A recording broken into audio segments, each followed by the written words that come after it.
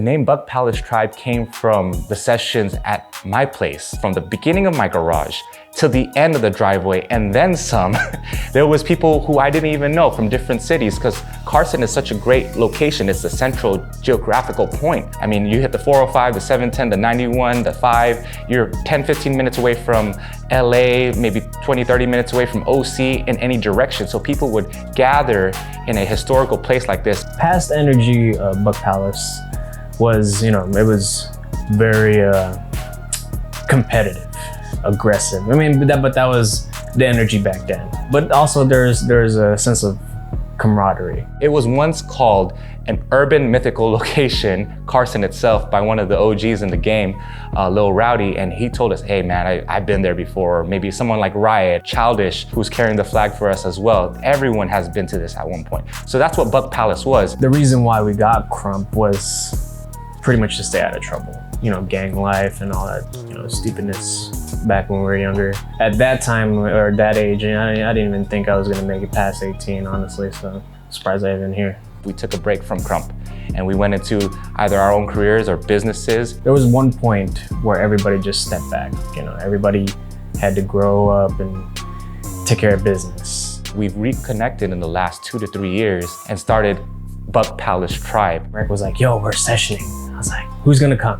Toph's gonna be there, Yoshi's gonna be there, Cube's gonna be here. And I was like, all right, let's go. Krump is more than just the dance itself. For us, it's the brotherhood. To me, it's not just dance. It's the connection with people. And the connection that we've made back when we first started, almost resurfacing 20 years later, it's like, hey, let's get together and let's get back into it. And it was a no-brainer, because from the moment that we started again, the vibe, the shift of the energy in the room, where I see my brother Drowzy going off and going wild, it's just like, oh, I gotta go next and contribute to the energy. And then when my cousin steps in, Teasy, the same thing. Or when we see Joseph, Wyhld Drowzy, and Soulja Drowzy going in, it's just that brotherhood really builds on each other. And it reconnects us back to the history of where we first started. My experience with the Buck Palace Tribe in general, man, it's family. It's beyond words. It's beyond even that word family. It's like, I can count on these guys like my brothers.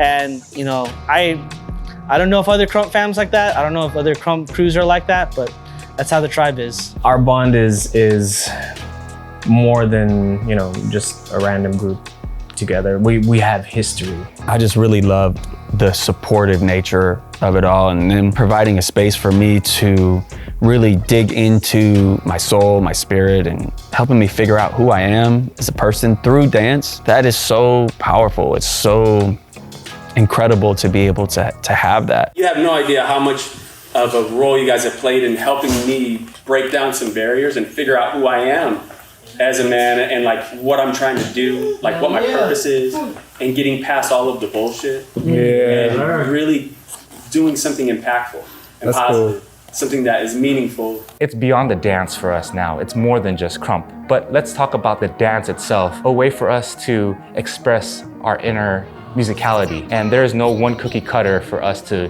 1 and 2 and 3 and 4 and. For me, Krump is the purest, rawest form of dance and expression. What I find about Krump so unique is that everyone has an innate nature of their own rhythm. It allows you to freely express yourselves with no boundaries. When I'm in the zone, the best words to describe it is sweet bliss.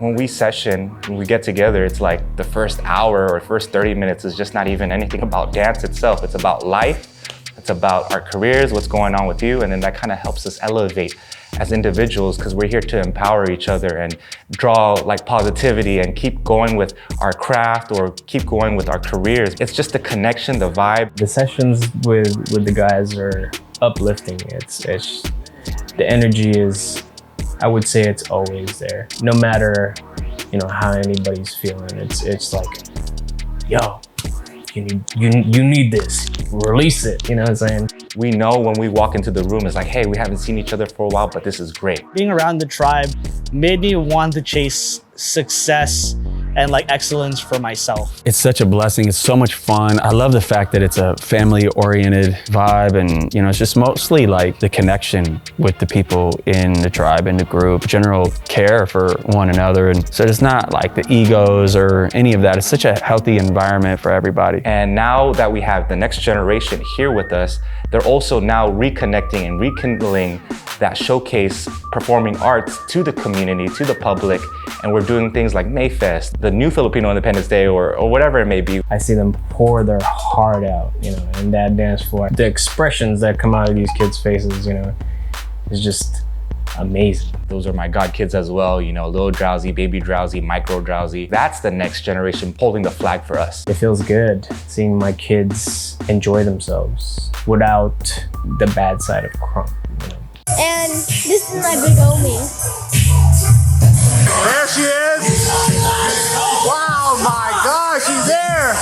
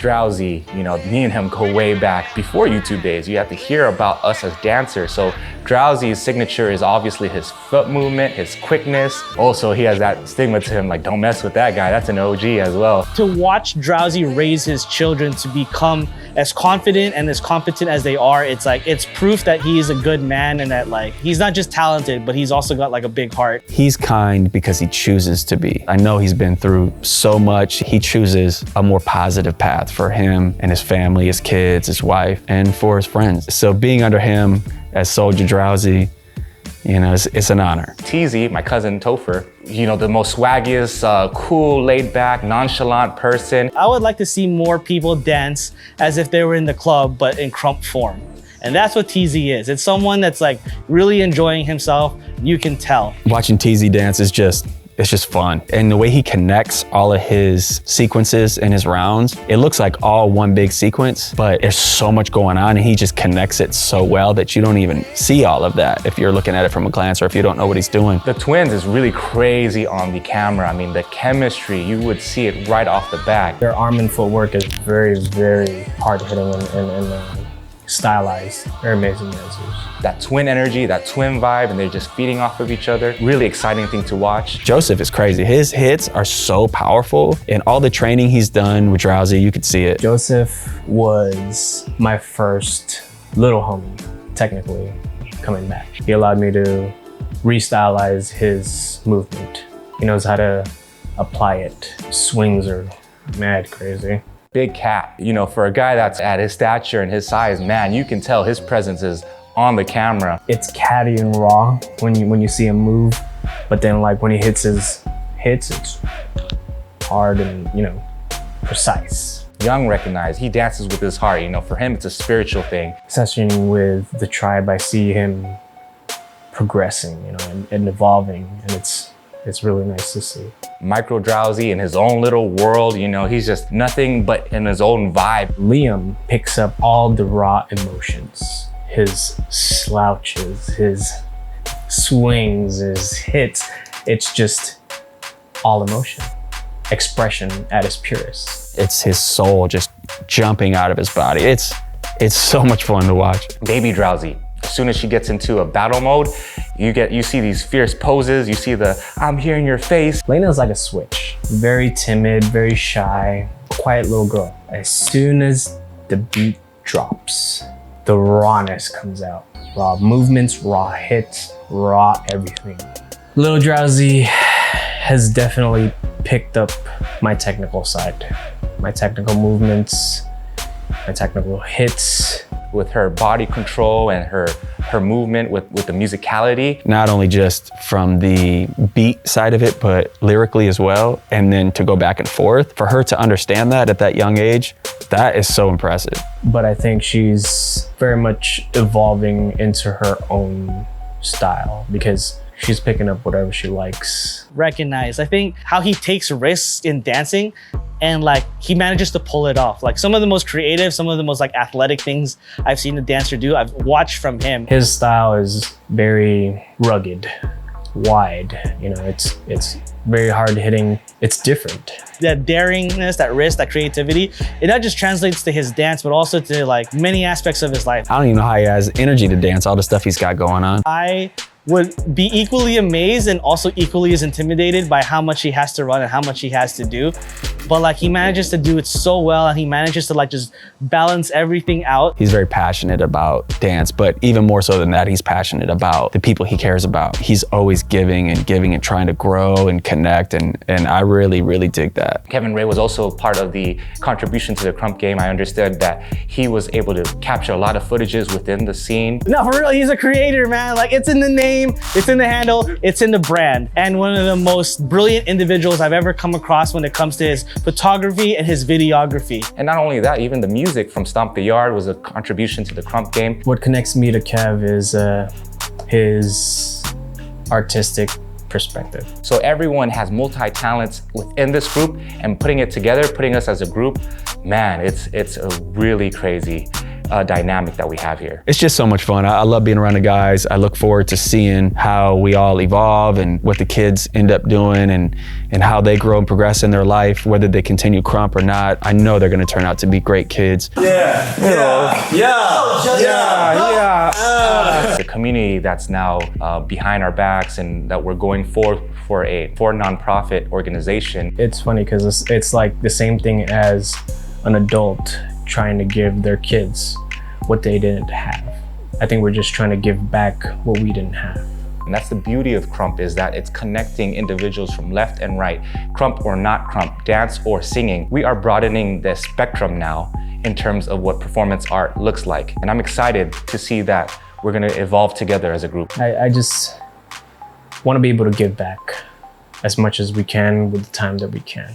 As long as you can do something positive, you can enjoy yourself, have fun along the way, and you're being true to yourself, that's what it's all about. As far as Buck Palace Tribe, we're here. We're here for the community. We're here to provide resources, and we're here to provide opportunities for the young and hungry who want to be part of this movement that we're creating. I would love to see that other people would be inspired by the way we move, the way we operate, because it's not just gonna take one of us, it's gonna take a whole community. When krump started, it started out in LA, then it started pushing to Carson and different cities to city. Now it's worldwide. And now that it's worldwide, we have people who are in position, different leaderships to be able to do so. We hope to be one for the community in our surrounding areas, and we hope that there would be other individuals that would be able to do things as well. Check. Everyone give it up for Buck Palace Tribe!